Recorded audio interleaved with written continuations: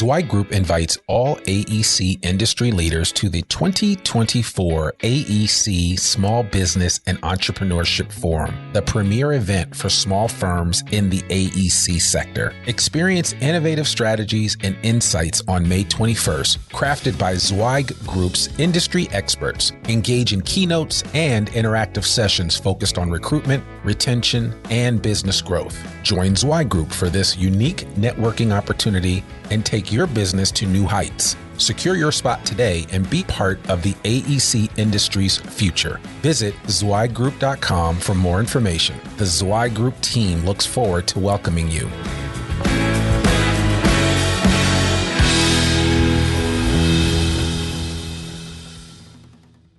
You're listening to a special edition Zweig Letter podcast, putting architectural, engineering, planning, and environmental consulting guru Mark Zweig and his team of experts straight talk in your ear. Mark has more than 30 years of experience helping AEP and environmental firms thrive, and these podcasts deliver his invaluable management, industry, client, and HR advice directly to you, free of charge. The Zweig Letter and the Zweig Letter podcasts let you develop professionally wherever you are. Hey folks, this is Randy Wilburn. I want to welcome you again to another episode of the Zweig Letter podcast. Today we have actually a special episode. We've got a roundtable discussion with some very, very smart individuals.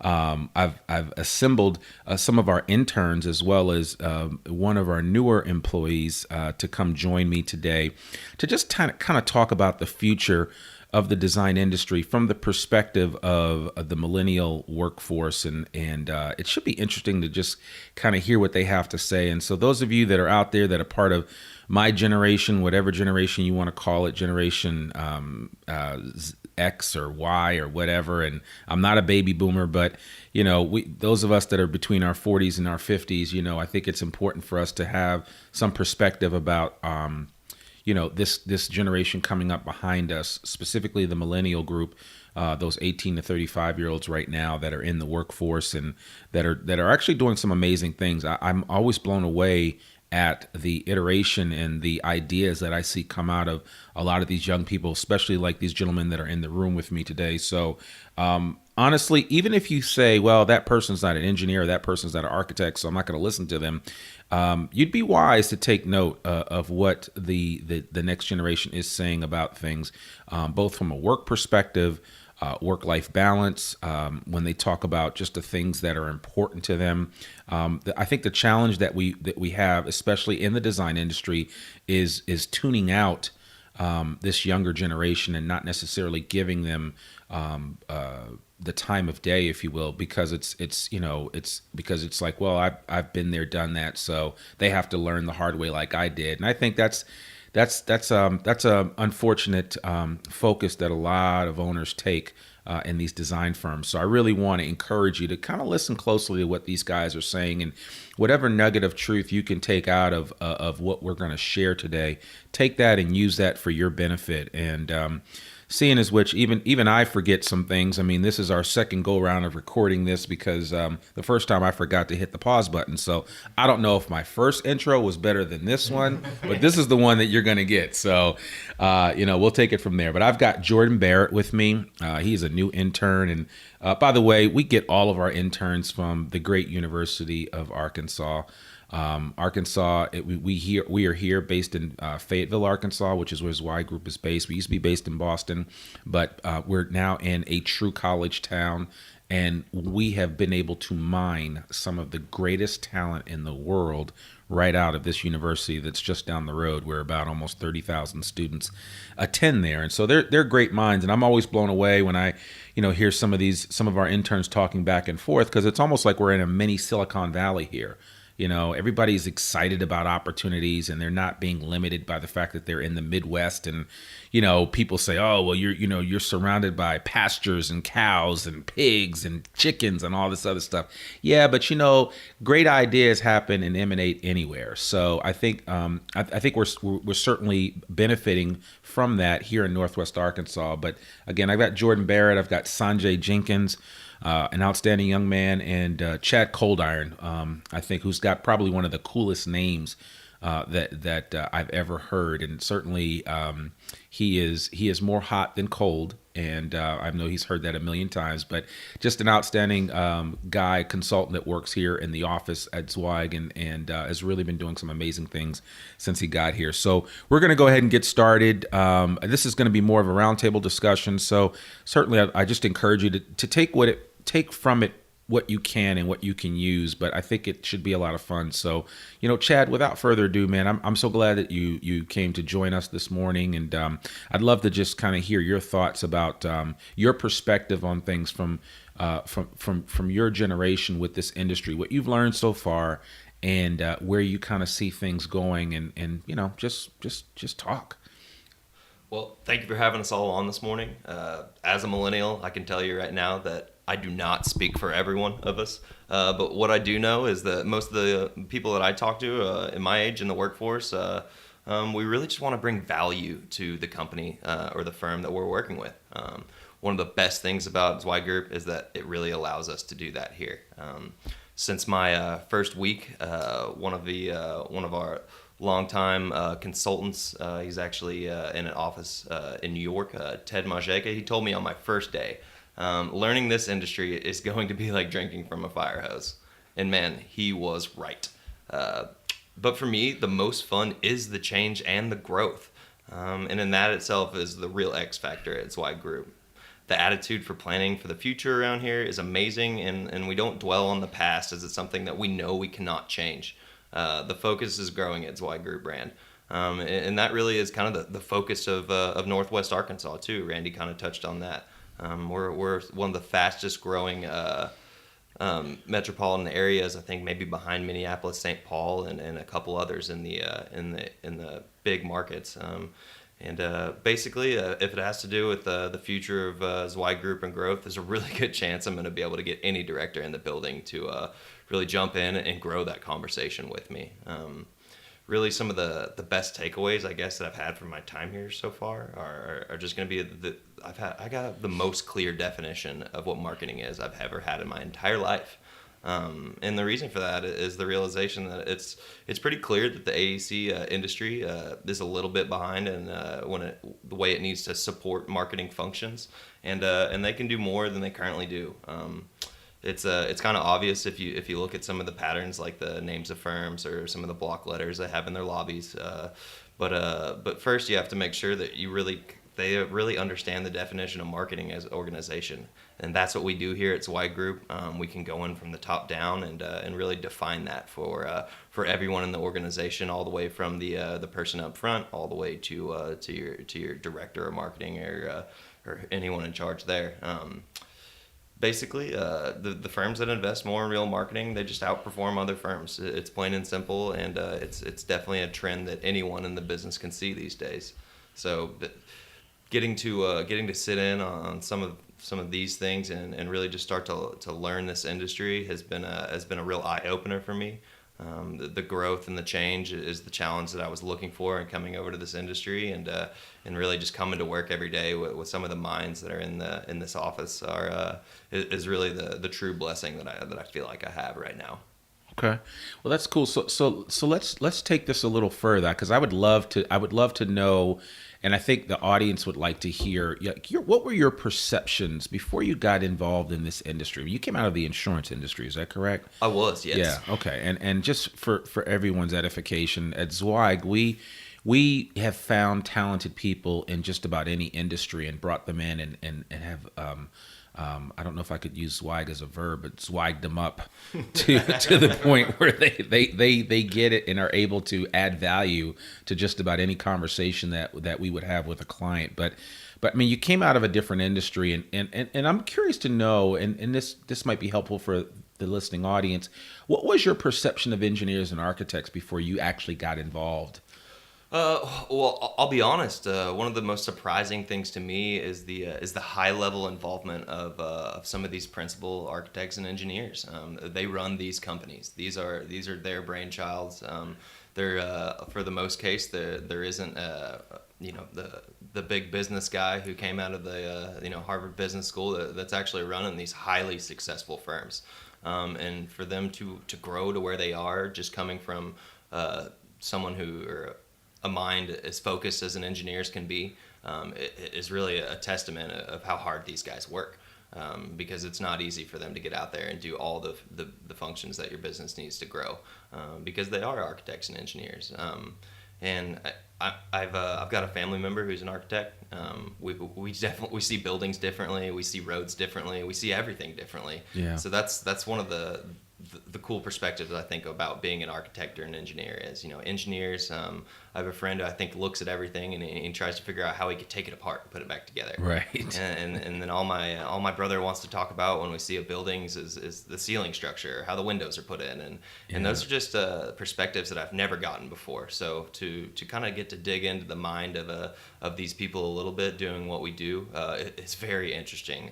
It's safe to say that we all think and see things differently every day, and you just never know what the person next to you is really thinking until you open up the conversation. Yeah, and you bring up a great point. I mean, I think when you think of the built environment and you think of the value that good engineers and architects bring to the table, and the fact that a lot of them, like you said, are able to switch gears in a business context and physically run their business, but then also do great design at the same time. All of those people that are out there that are doing that are to be applauded, because it is not an easy task. It's almost like running two jobs. It's almost like having two jobs.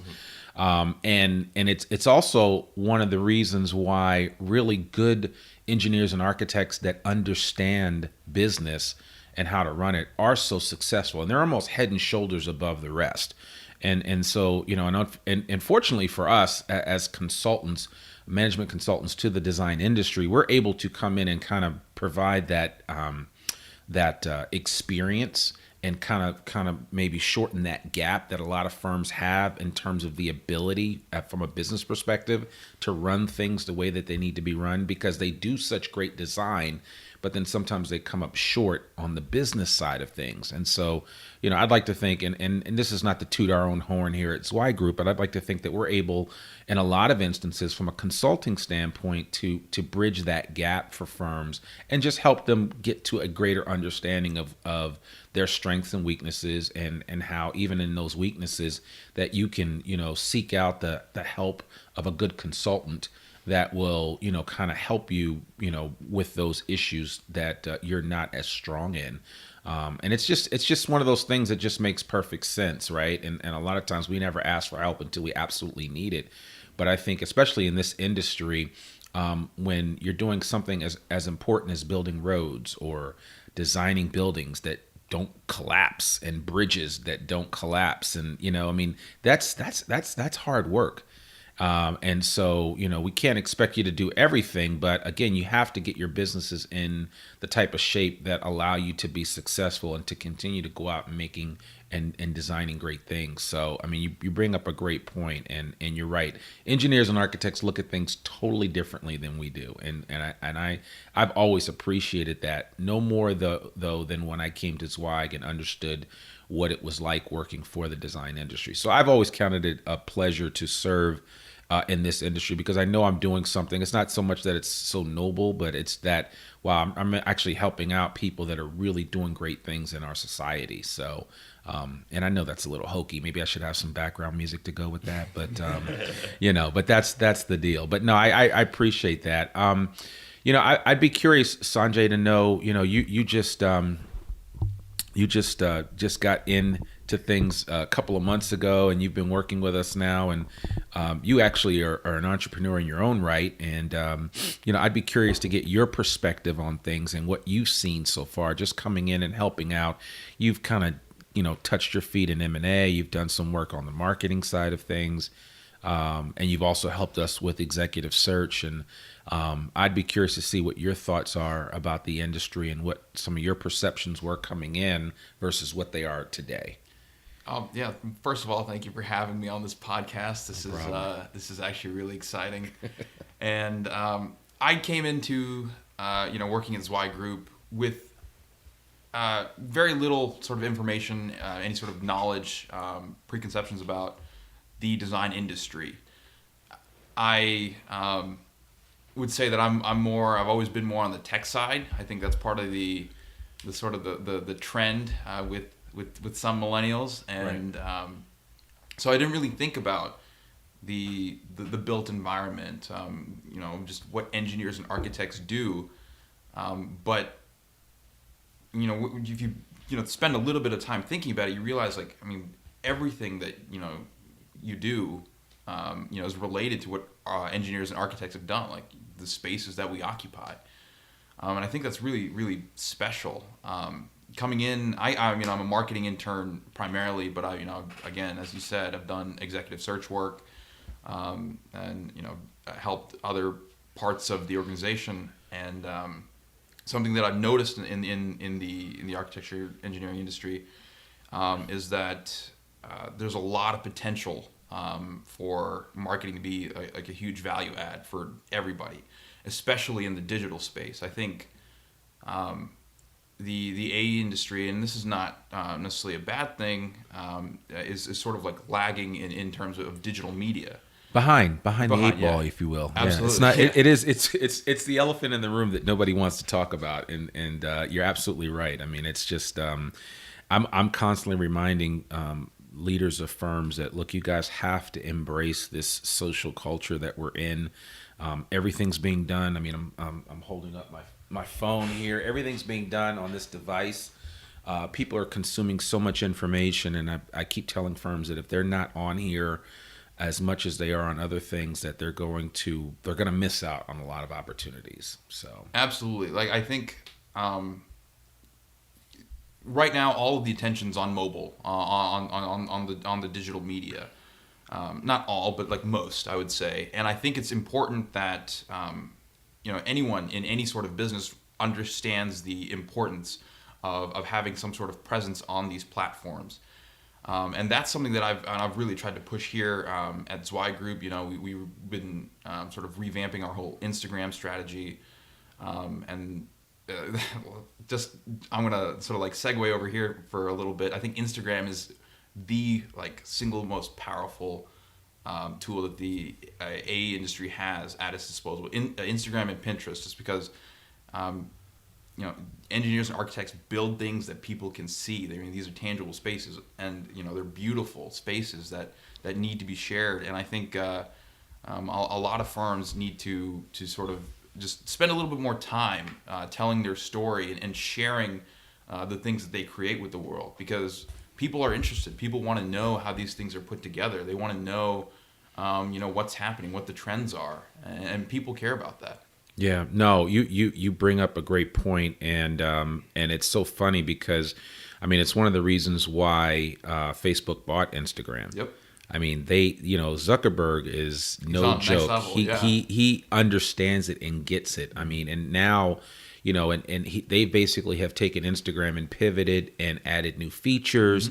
Mm-hmm. They have, they're right up there with Snapchat as far as the capabilities that Instagram can do now with the stories. Right. So it's important for people to understand that, and I get it. I mean, I'm 47, and I know that there are people that are my age and that are older that are like, I just don't have time for that. All I need to do is do this next project that I'm working on. But the reality is that if you want to set your firm up for long-term success, you constantly need to be thinking about what's around the corner. If you are acting nostalgic about the way things used to be, that's the problem that you run into. Right. And that's the issue that we see a lot in the design industry. And we talk about it all the time. I've talked about it with people like Will Schneer from Big Red Dog and others about, his whole mantra is, we want to be a stodge-free environment. When you think of most engineering firms, you think of stodge, you think of, all buttoned up approach and this is that. And I get it. It's important. I mean, what engineers do and what architects do are important. I'm not belittling that. My point is simply that sometimes we need to get outside of ourselves and see what everybody else is doing and understand it within the context of what we're trying to do. So like, you're right. I mean, one of the things that I will say is on Instagram and especially on Pinterest, people in the interior design space, which is part of the design industry, they use it all day long. Oh, yeah. And they kill it. They do. On Pinterest. Because my wife gets a ton of ideas from some really top interior designers from some of the companies that are actually clients of ours here at Zweig.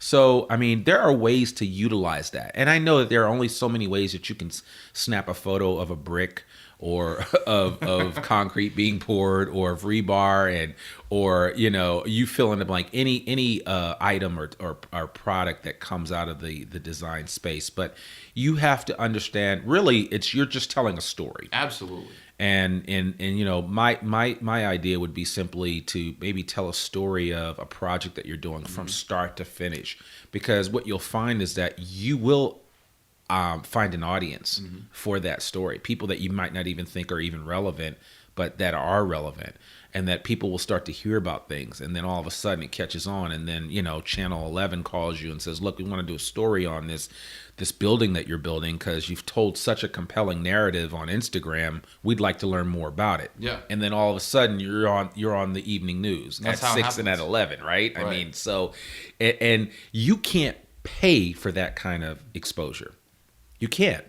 I mean, so you're absolutely right, and I think, I'd love it if you have any other tips or advice that you might want to share, just in terms of what you know about it. I know you've started a company called Boxy, and it's a really cool company as an aside, and we try to hire people that are really innovative and entrepreneurial in their thinking, and so Sandra, you've definitely been that way, but tell us a little bit about what your thoughts are about the different platforms, Instagram, Facebook, Snapchat, how it might be relevant. Because some people, like I said, are looking at this and saying, look, my 11-year-old's on Snapchat. I'm not about to get on Snapchat and start talking about any projects that I'm working on. I get it.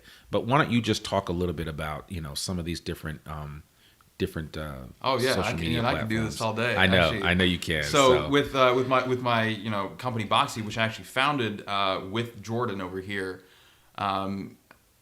a lot of our success came from using Instagram. We were able to grow our audience, and I really have to say, this is mostly Jordan's doing. We were able to grow our audience organically very quickly, and a lot of that was just telling our story very organically. Yeah. What Boxy is, it's a pet subscription box company. Toys and treats for cats and dogs. Every box we send to a customer, we send one to an animal shelter. Right. That's the story. That's the narrative. We're giving back. It's like Tom's shoes for pets. Absolutely, pretty much, yeah.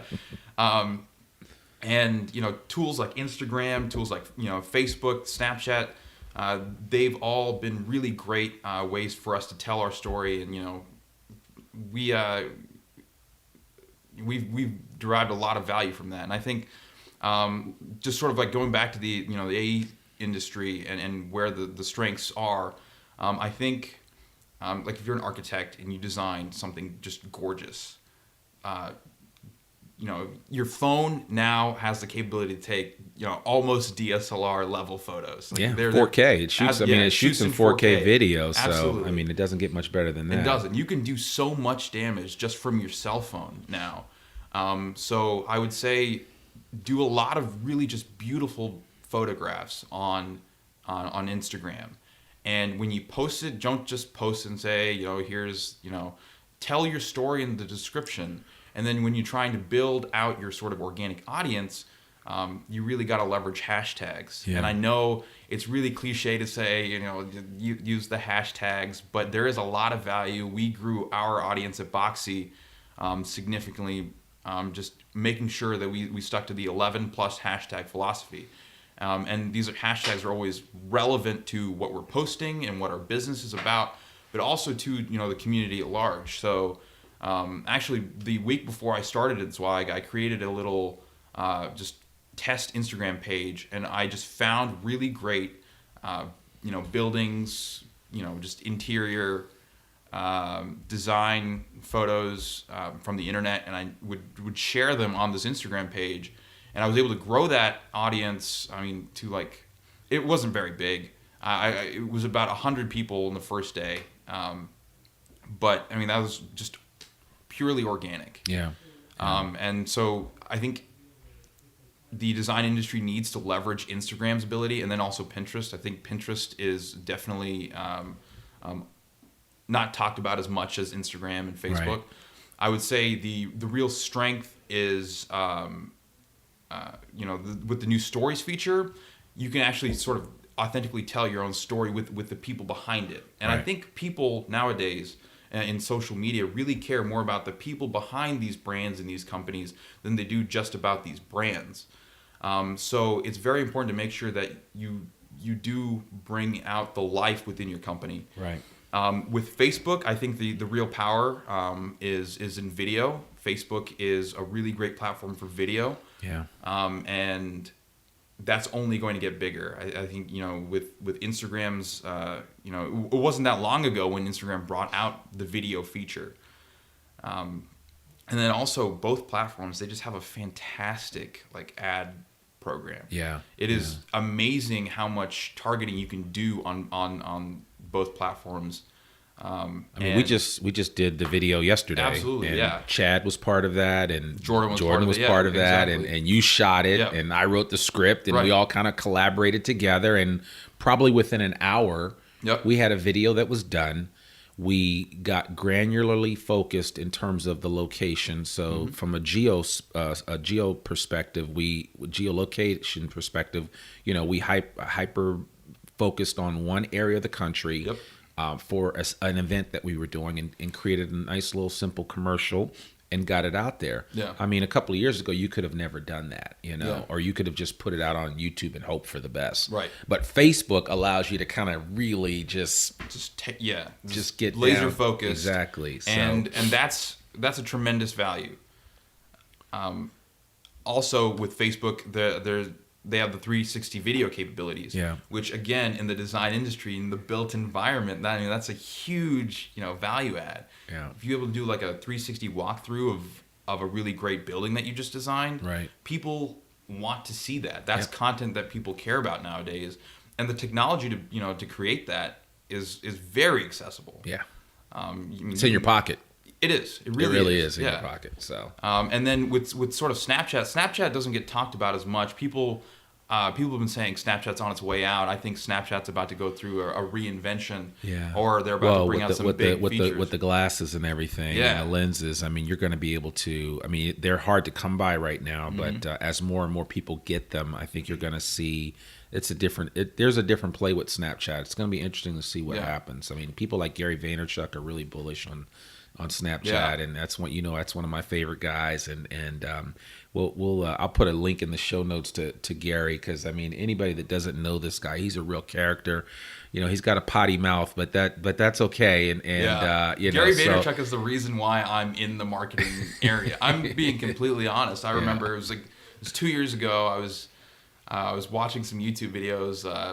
One of the vloggers on YouTube, Casey Neistat, he was over at Gary's office because he received investments from him, and since then I've been hooked. And Gary's very much, you tell your story, and be quick about it. Yeah.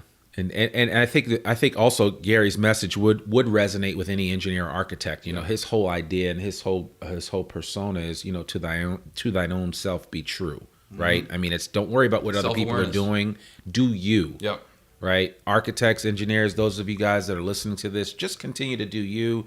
Do what has gotten you guys to where you are now, and figure out where you want to go next. And you don't necessarily have to reinvent yourself, but you do need to be aware of what's out there around you and how you continue to do you based on what is accessible to you. And I think that's just something important to realize and understand. And so, no, I appreciate that, man. And, I didn't want to bring Jordan into the room and not talk to you, man. So I'd love to just, get your thoughts and just some initial feedback based on, just chiming in on what we've been discussing, and would love to find out what your thoughts are about the industry so far. I know you've been doing some M&A research and M&A work, and so and we certainly appreciate having you here. I mean, you've got an entrepreneurial mind. So what's your 2 cents to this conversation? Yeah, thanks for having me, Randy. So I'll start by saying, having grown up in an engineer's household, I've definitely seen the highs and lows, of working in the industry. Yep. Also, during that time, I've gathered a lot of what I like to call 1%. It's the small tidbits, the little bits of information that add up, and a culmination of those 1%. Can be pretty beneficial when you jump into an industry like this. So definitely having kind of an analytical business mind and also having worked for, a couple of architecture, engineering, design firms, it's been very enlightening to kind of bridge the gap, if you will, between, working actually in the industry and then coming in to Zweig Group and working in M&A. Right. It's definitely been insightful and, really helped facilitate, my process of getting in here and learning what I've been able to learn and help in the ways that I can. Okay. All right. So how would you, I mean, when you look at the way that we operate here and the way that we run this firm and the way some of these engineering and architectural firms run that, and, what you've kind of experienced at Boxy, how would you compare that? It's definitely different. Working in M&A and then you really have to learn how to facilitate, negotiate, which, I'm just getting thrown into. And then, when you have your own company, it's a little small startup, it's you have to put in a lot more legwork than you would, coming in and doing something like this here as Zweig Group. It's right. A lot more operationally focused. You got to, be very tedious and anal, if you will, focusing on the smaller operations of what you're actually trying to accomplish. Yeah, well, I think it's okay to be anal sometimes. I mean, sometimes you just have to hyper focus on some things and not, and especially look. As far as I'm concerned, I would hope that every engineer and architect is that way, because I mean, again, the responsibility that they have for what they build is ridiculous. I mean, it's just I get it, and so we expect that. I think one of the big takeaways would be that there's that, and then there's just the overall narrative and story for your organization, for your company, and what you're trying to tell. And just like what you're doing with Boxy and, what we're doing here at Zweig, and what those of you that are listening to this that are doing with your engineering and architectural firms, I mean, you've got to be thinking about the narrative and what you're trying to tell. And it's so important. And it's good that firms are focused on, designing great things and creating pretty drawings and all that other stuff, but you also need to be thinking about what's coming down the road, and certainly for this next generation, the group of gentlemen that are in front of me, all dressed really well and that represent themselves in such an awesome way. You need to be thinking about how you're going to attract these guys and gals to come to your firm and work with your firm and make it a great place, right? And especially, and I'm talking to you 60-plus-year-old owners that, when you start thinking about ownership transition, you need to have somebody to transition to. And for you young guys, it's not something that you're really thinking about right now. But the reality is that there is a major issue in the design industry, especially when it comes to ownership transition. And I'm kind of switching gears here, but it's the idea that, look, you need to be bringing in new talent, fresh ideas, because then that makes your organization, it continues to make it relevant and valid, and it allows you to kind of pivot when you need to and build on some new ideas that maybe you just didn't have. But if you hire somebody that has them and you can figure out a way to execute them, then as an organization, you're all the better for it. So parting thoughts, any last parting thoughts real quick? I'll just pass the mic around to you three guys. Jordan, you have anything you want to say? No, it's okay. It's all right if you don't have anything. It's fine. So I know Sanjay will say something for you, I'm sure. No, I've always got something to say. No, I'm just really excited to see how the AA industry evolves.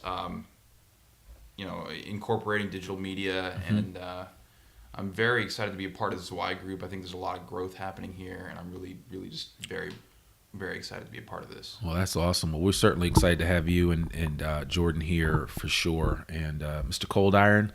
Yeah, everybody just strap in for the next decade in this industry. I think it's going to be a big one. I know there's going to be a lot of building, a lot of growth, a lot of infrastructure work going on throughout the marketplace. So anyone who's in my position, just try to be ready for it, and then make sure to hop on that opportunity whenever it presents itself. Absolutely. Well, thank you so much to Jordan Barrett, Sanjay Jenkins, and Chad Cold Iron.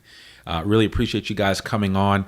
Folks, I just want to remind you, all the information that you've heard here, we'll certainly have it in our show notes. And if there are any links to anything that were mentioned today, that you'll have access to that online at thezweigletter.com. Wanted to just remind you, if you are listening to this on iTunes, we'd love a 5-star review.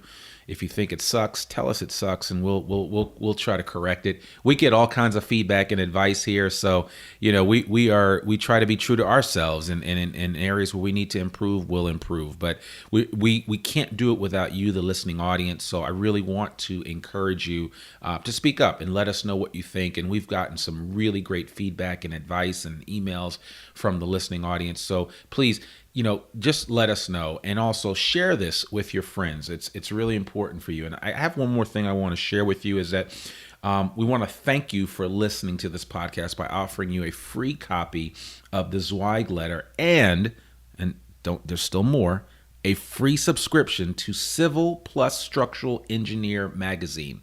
You've heard it right. I'm giving you a free magazine. Just visit freetzl.zweiggroup.com, and everything that you need is there. A link to all of this information, including contact information for our guests, will be in our show notes. You can follow these guys on Twitter and on Instagram, and we'd love it if you just let us know what you think about this podcast. I'm Randy Wilburn, and you've been listening to Zweig Group Media, part of Zweig Group. We thank you so much for enjoying this podcast, and we look forward to talking with you soon. See you next week. Thanks for tuning in to this special edition Zweig Letter podcast. We hope that you can apply Mark's no-holds-barred advice to your daily professional life. For a free 6-week subscription of the Zweig Letter, please visit freetzl.zweiggroup.com to gain more wisdom and inspiration, in addition to information about leadership, finance, HR, and marketing your firm. Subscribe today.